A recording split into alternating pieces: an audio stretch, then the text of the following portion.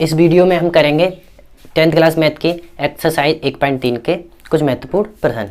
Exercise शुरू करने से पहले मैं बता दूं कि इस बार जो पेपर का पैटर्न है वो चेंज हो गया है। 20 ऑब्जेक्टिव प्रश्न आएंगे, बहुविकल्पी प्रश्न, तो हमें सवालों की छोटी छोटी चीज़ों को भी ध्यान रखना पड़ेगा। एक्सरसाइज शुरू करने से पहले हम कुछ संख्याओं के बारे में सीखेंगे, जैसे भाज्य संख्याएं, अभाज्य संख्याएं क्या होती हैं, सहभाज्य संख्याएं क्या होती हैं, परमेय संख्याएं क्या होती हैं, अपरमेय संख्याएं क्या होती हैं। क्योंकि इस बार 20 ऑब्जेक्टिव प्रश्न है तो संख्याओं के बारे में कम से कम एक बहुविकल्पी प्रश्न तो जरूर देंगे। तो पहली संख्या है हमारी, हम सीखेंगे कि भाज्य संख्याएं क्या होती हैं। एक्सरसाइज 1.3 करेंगे हम,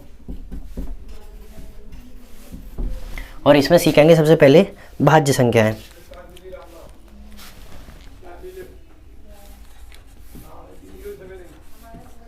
भाज्य संख्याएं,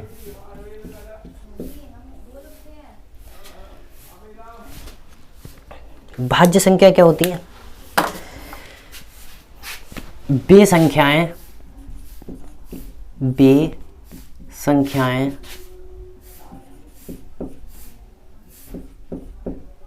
जिनके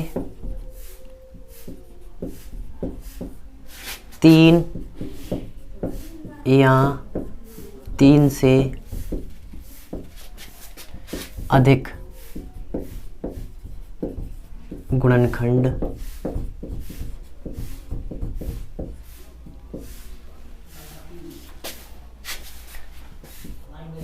फैक्टर हो।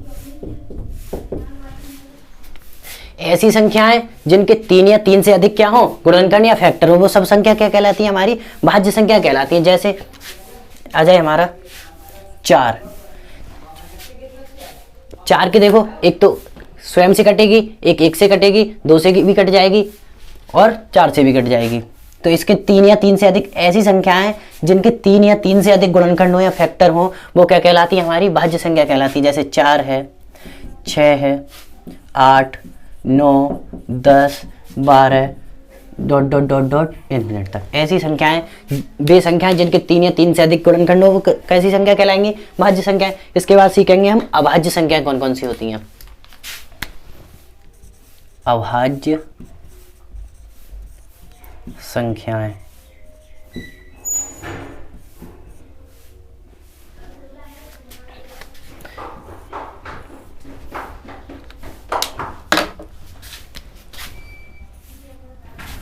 संख्याएं वे संख्याएं जो केवल एक बार स्वयं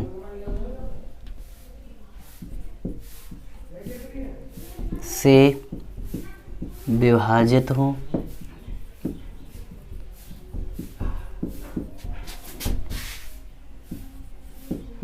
या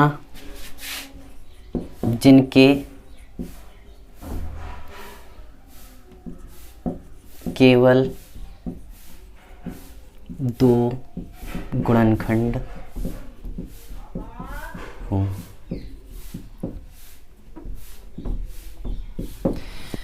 अभाज्य संख्या क्या होती है? वे संख्याएं जो केवल एक बार स्वयं से, या तो एक से कटेंगी वे संख्याएं या स्वयं से, इसके अलावा किसी से नहीं कटेंगी। जैसे वे संख्याएं जो केवल एक बार स्वयं से विभाजित हो या जिनके केवल 2 गुणनखंड हो। केवल कितने गुणनखंड हो? 2 गुणनखंड हो, वो सब क्या कहलाएंगी? हमारी अभाज्य संख्या कहलाएंगी। जैसे 2 हो गया, 2 कितने से कटेगा? एक तो 1 से कटेगा और स्वयं से कटेगा। 3 1 से कटेगा, स्वयं से कटेगा।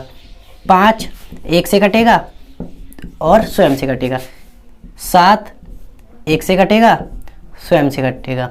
11 1 से कटेगा और 11 से कटेगा। तो ऐसी सभी संख्याएं हमारी क्या कहलाती हैं?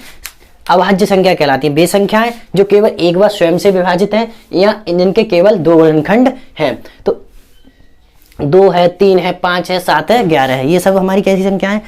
अभाज्य संख्याएं।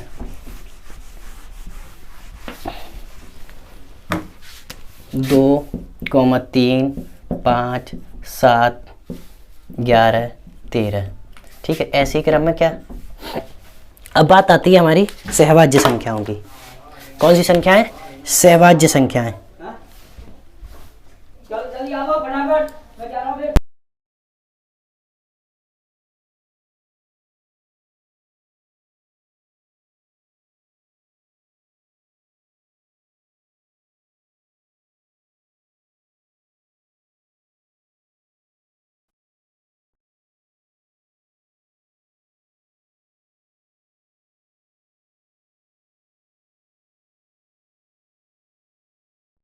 बाद हम सीखेंगे सहवाची संख्या। बे दो संख्याएं, बे दो संख्याएं, बे दो संख्याएं जिनका कोई उभयनिष्ठ गुणनखंड या कॉमन फैक्टर, हम बोल देते हैं, क्या बोलते हैं, कॉमन फैक्टर, कॉमन फैक्टर ना हो, या जिनका HCF एक हो। सहवाची संख्या क्या होती है? बे दो संख्याएं जिनका कोई उभयनिष्ठ गुणनखंड या कॉमन फैक्टर ना हो, या जिनका कोई HCF, या जिनका HCF कितना आए, एक आए। ऐसी संख्याएं जिनके कॉमन फैक्टर यानी कॉमन नहीं निकाल सकते, उन संख्या में से हम क्या नहीं निकाल सकते, कॉमन नहीं निकाल सकते। अगर उनका HCF निकालें तो कितना आएगा, एक आएगा। जैसे हमारी कोई हमने संख्या ले ली 2,3, ये हमेशा जोड़ों में मिलेंगी।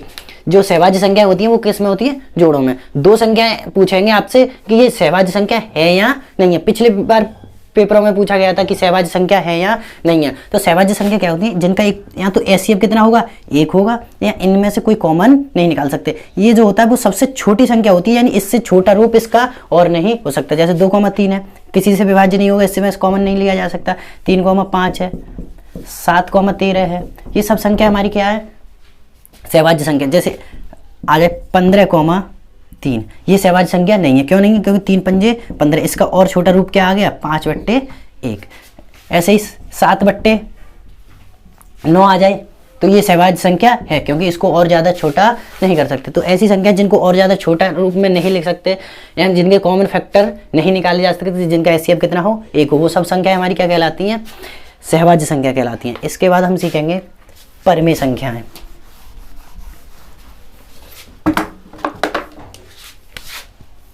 परमेय संख्याएं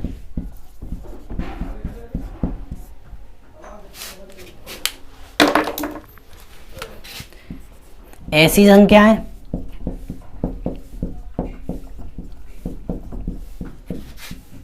जिन्हें, या ऐसी संख्याएं जो P/Q के रूप की हो। जो किसके रूप की हो, P/Q के रूप की हो। यानी ऐसी संख्याएं जिन्हें हम बटे में भी लिख सकते हैं, P/Q के रूप में भी लिख सकते हैं। जैसे हमारा 3/4 है, 1/2 है, 3/7 है, 2 है, क्योंकि इसके बट्टे में हम क्या लिख सकते हैं, 1 लिख सकते हैं। कोई जितनी भी हमारी प्राकृतिक संख्या होती हैं, होल नंबर्स होते हैं, पूर्ण संख्याएं होती हैं, पूर्णांक होते हैं, सब क्या होती है, हमारी परमेय संख्याएं होती हैं।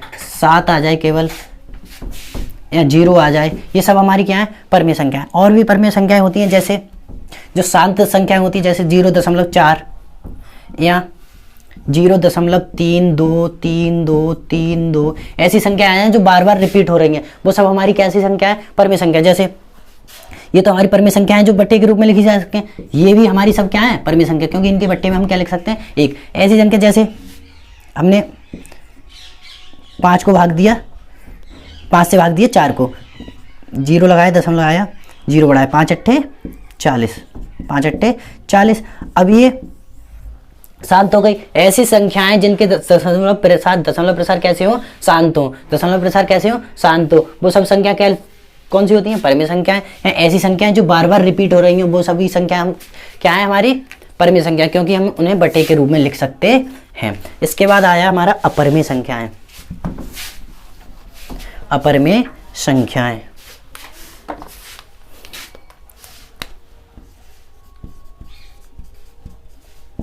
अपरमेय संख्याएं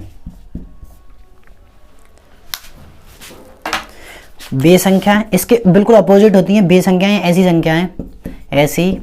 संख्याएं जो P/Q के रूप में नहीं लिखी जा सकती हैं। बे संख्याएं जो P/Q के रूप में नहीं लिखी जा सकती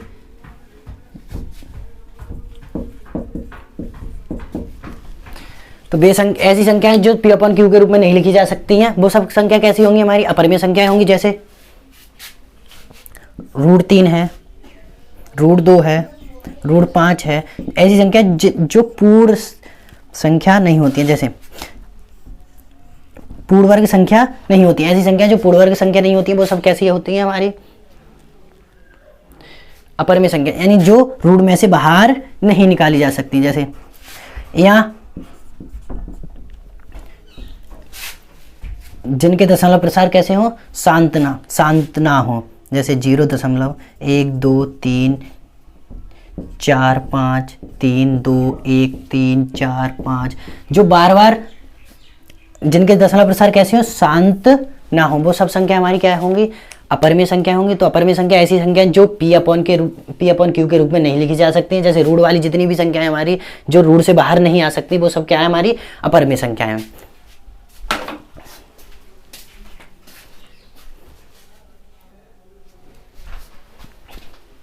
इसके बाद हम एक्सरसाइज 1.3 का पहला सवाल करेंगे, जिसमें कहा गया है कि पहला जो सवाल है वो कहा गया है, सिद्ध कीजिए कि √5 एक अपरिमेय संख्या है। अपरिमेय संख्या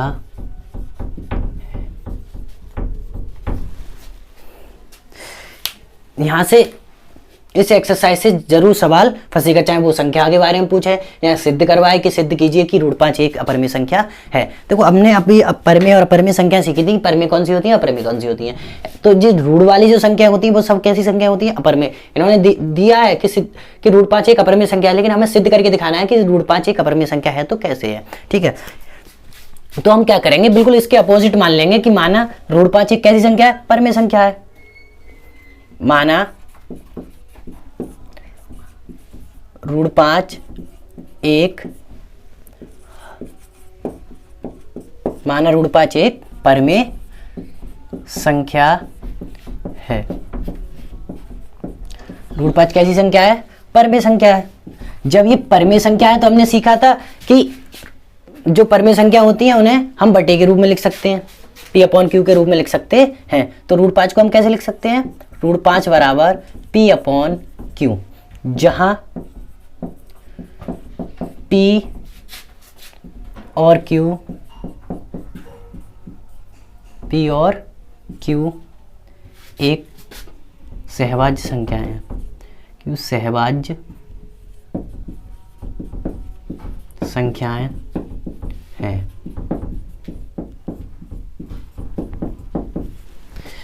माना √5 एक परिमेय संख्या, जब √5 एक परिमेय संख्या तो इसे P अपॉन क्यू के रूप में लिख सकते हैं, जहां P और Q कैसी संख्या है, सहभाज्य संख्या कौन सी होती है, जो ऐसी संख्या जिनको और जो छोटा नहीं किया जा सकता है, जिनके कोई गुणनखंड नहीं होते हैं, कोई कॉमन फैक्टर नहीं होते हैं, P अपॉन क्यू। अब हम क्या करेंगे, इन दोनों ओर का वर्ग कर देंगे, दोनों पक्षों का वर्ग कर देंगे, दोनों पक्षों का वर्ग करने पर जब दोनों पक्षों का वर्ग करेंगे तो √5 का वर्ग कितना हो जाएगा, 5 बराबर P का वर्ग P² और Q का वर्ग Q²। P का वर्ग P² और Q का वर्ग Q²। Q² को हम इधर ले आएंगे और P² को इसके पट्टे में ले जाएंगे।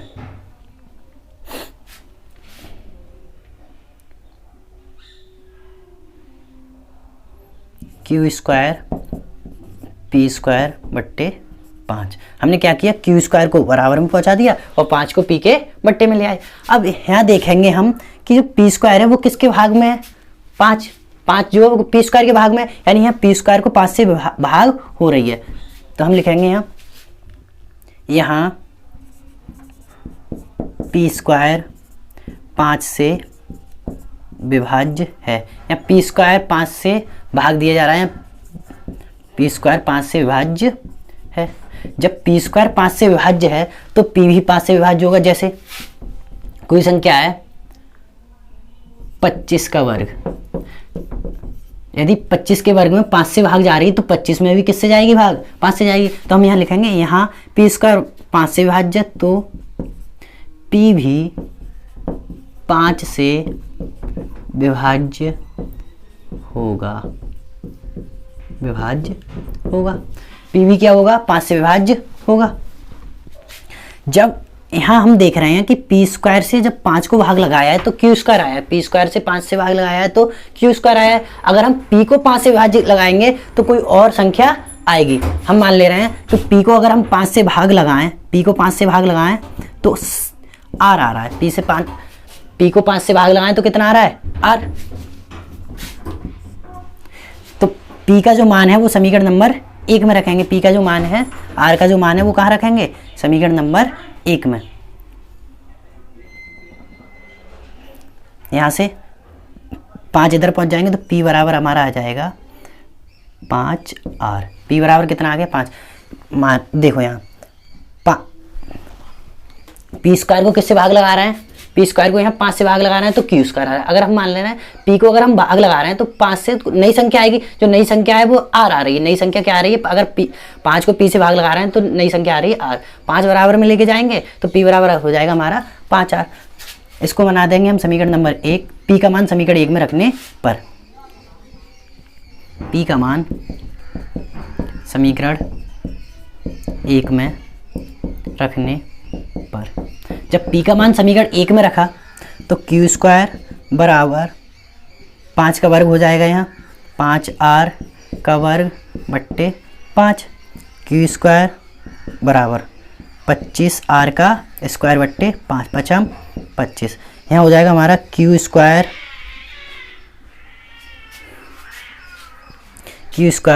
बराबर 5 आर बट्टे 5 आर हो जाएगा। क्यू स्क्वायर बराबर 5 आर।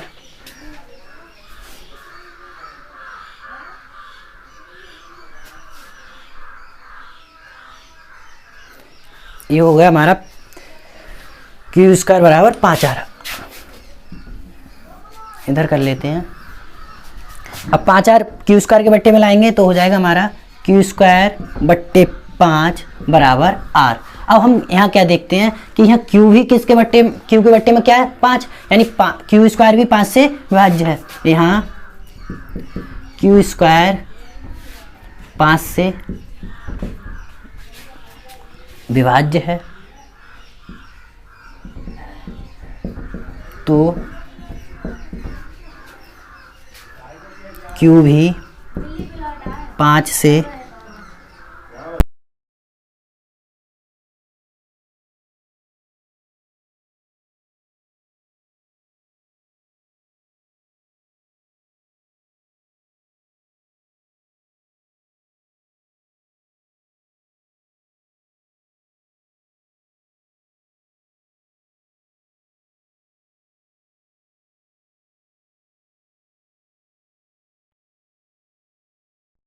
यहाँ क्यू स्क्वायर 5 से विभाज्य तो क्यू भी 5 से विभाज्य होगा। हमने इसको समीकरण 2 बना दिया। हम लिखेंगे समीकरण 1/2 से, समीकरण 1/2 से पी बा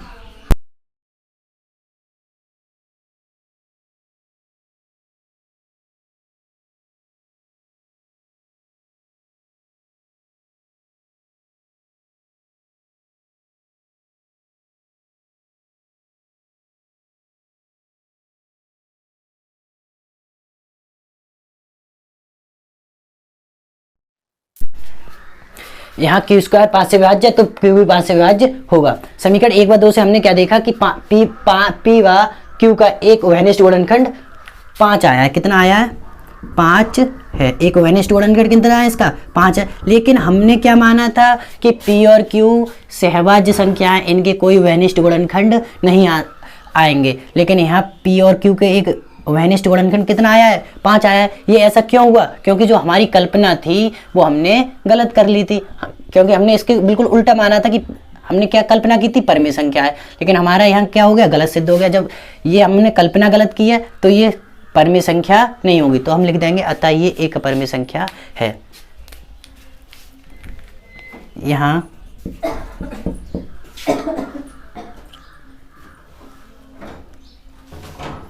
ऐसा इसलिए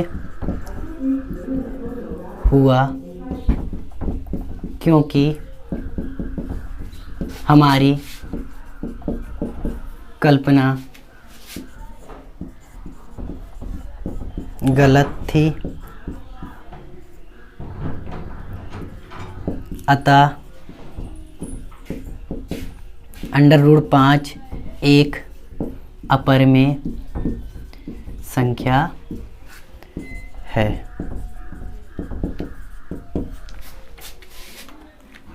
एक बार और रिपीट कर लेंगे। हम क्या करेंगे, माना √5 एक परिमेय संख्या है, इसके बिल्कुल अपोजिट मान लेंगे, माना √5 एक परिमेय संख्या है। जहां अगर ये परिमेय संख्या है तो इसे हम P/Q के रूप में लिख सकते हैं, जहां P और Q सहभाज्य संख्या है। सहभाज्य संख्या क्या होती है, जिनके कोई विशिष्ट गुणनखंड नहीं होंगे। P और Q और छोटा नहीं हो सकता, यानी किसी से भाग नहीं लगाया जा सकता। दोनों पक्षों का जब वर्ग किया हमने, तो दोनों पक्षों का वर्ग किया तो √5 का वर्ग 5 आ गया, P² Q² को बराबर में लेके आए और P² को इसके बट्टे में लेके आए, तो Q² बराबर हो गया हमारा P² बट्टे 5, समीकरण नंबर 1। यहाँ क्या देखा हमने कि यहाँ P² 5 से विभाज्य, तो P भी क्या होगा, 5 से विभाज्य होगा। तो P जब 5 से विभाज्य करेंगे तो मान लो R आ गया, उसका मान कितना आया, R, तो P का मान बराबर 5R, तो 5R को हमने कहाँ रख दिया, समीकरण 1 में, P का मान समीकरण 1 में रखने पर, तो Q² बराबर 5R का होल² बट्टे 5, तो Q² बराबर 25R² बट्टे 5, 5 से 25 को भाग लगाए तो Q² बराबर 5R, Q² बट्टे 5 बराबर R, ये समीकरण नंबर 2। यहाँ Q² 5 से विभाज्य, तो Q भी 5 से विभाज्य होगा। हमने क्या देखा, समीकरण 1 व 2 से P/Q का एक विशिष्ट गुणनखंड 5 आया है। कितना आया है, 5 आया है। यहाँ भी P 5 से विभाज्य, यहाँ Q 5 से विभाज्य। यहाँ ऐसा इसलिए हुआ क्योंकि हमारी कल्पना गलत थी, अतः √5 एक अपरिमेय संख्या है। तो इस एक्सरसाइज के जो भी इम्पोर्टेंट सवाल होंगे वो अगली एक्सरसाइज में करेंगे हम।